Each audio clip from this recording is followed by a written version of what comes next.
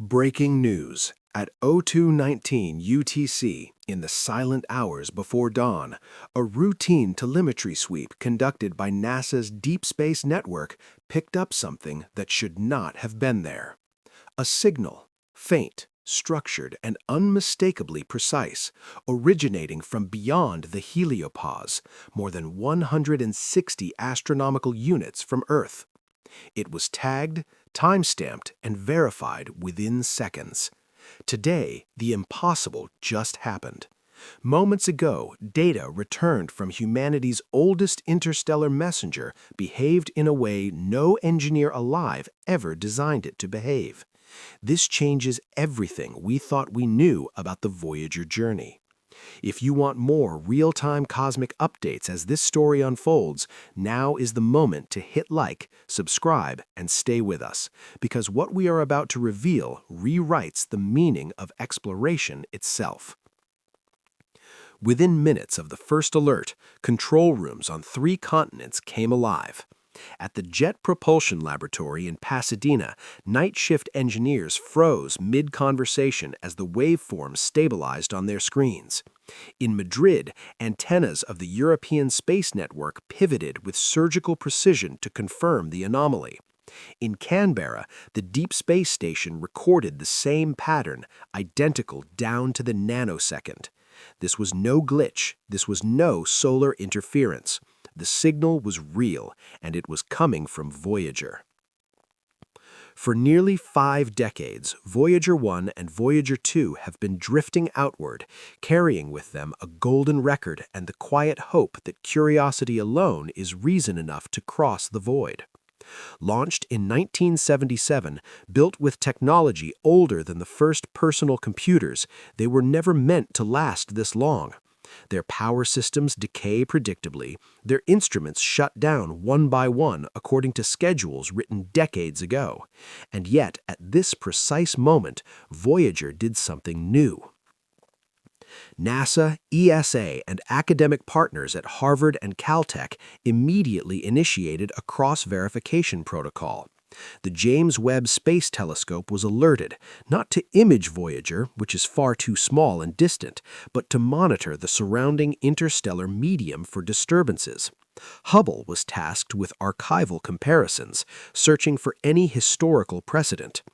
The Atacama Large Millimeter Array in Chile scanned for coincident emissions across sub-millimeter bands. Nothing in the background could account for what Voyager was transmitting. To understand why this matters, we need to rewind the clock. 48 hours before the event, Voyager 1 was operating in low-power cruise mode. Its velocity relative to the Sun measured approximately 17 kilometers per second. Ambient plasma density around the spacecraft was stable, with temperatures hovering near 7,500 Kelvin, typical for the local interstellar medium. There were no alerts, no warnings, just the steady whisper of a machine fading gracefully into history. Then, 11 hours later, something changed. The first anomaly was subtle, a deviation in the onboard oscillator frequency by 0.003%. In Earth, this would be meaningless. In deep space navigation, it is a raised eyebrow. Engineers flagged it, ran diagnostics, and attributed it to thermal fluctuation. Voyager is cold, unimaginably cold, cycling between extremes no lab can fully simulate. The system self-corrected, or so it seemed. 6 hours after that, a second anomaly appeared. Power draw from the radioisotope thermoelectric generator spiked, not by much, but enough to violate every decay model. The plutonium fuel aboard Voyager is well understood. Its half-life is a constant of nature. No known process allows it to briefly produce more energy than expected. And yet, for 212 seconds, that is exactly what happened. At T-3 hours to detection, Voyager's magnetometer recorded a localized fluctuation of 0.7 nanotesla. To put that in perspective, Earth's magnetic field is around 50,000 nanotesla. This was tiny, but out there, in interstellar space, it was enormous. There was no nearby star, no shock front, no known source. Then came the signal. The transmission was not louder, it was cleaner. The signal-to-noise ratio improved by nearly 40% without any change in transmission power. Spectral analysis revealed something even more disturbing. The carrier wave was modulated in a pattern that repeated every 73 seconds, then paused, then resumed at 89 seconds. Prime numbers. No natural astrophysical process is known to produce structured prime number modulation in a narrowband radio signal. Pulsars are precise, yes, but not like this. Quasars are energetic, but chaotic. This was controlled, precise, intentional. Within hours, an emergency consortium was assembled. Dr. Elaine Rutherford at Caltech led the modeling team, running gravitational perturbation simulations to determine whether Voyager had encountered an unseen mass. The answer came back negative. There was nothing there. No rogue planet, no dark object, no density anomaly sufficient to explain the data. At Harvard, Dr. Marcus Levinson analyzed the plasma wave subsystem readings. His conclusion was blunt. The surrounding medium appeared to be responding to Voyager, not the other way around. Density gradients shifted as the spacecraft passed, aligning behind it in a narrow wake, as if space itself were briefly remembering where Voyager had been. Two hypotheses quickly emerged. The mainstream explanation was conservative. Perhaps Voyager had crossed a previously unknown boundary layer within the heliospheric tail. Perhaps the interstellar medium is more structured than our models predict. Exotic, yes, but still natural. The alternative was harder to say out loud. What if Voyager was not just transmitting, but interacting? Skepticism dominated the first internal briefings. Extraordinary claims require extraordinary evidence. And yet, as more data arrived, skepticism began to erode. 21 hours after the initial signal, Voyager 2, on a completely different trajectory, reported a correlated disturbance. Not a signal, but a timing anomaly. Its onboard clock drifted by 0.4 milliseconds, synchronized almost perfectly with Voyager 1's modulation pause. The odds of that happening by chance were calculated at less than 1 in 10 billion. This was no longer a single spacecraft problem. This was a system-level event.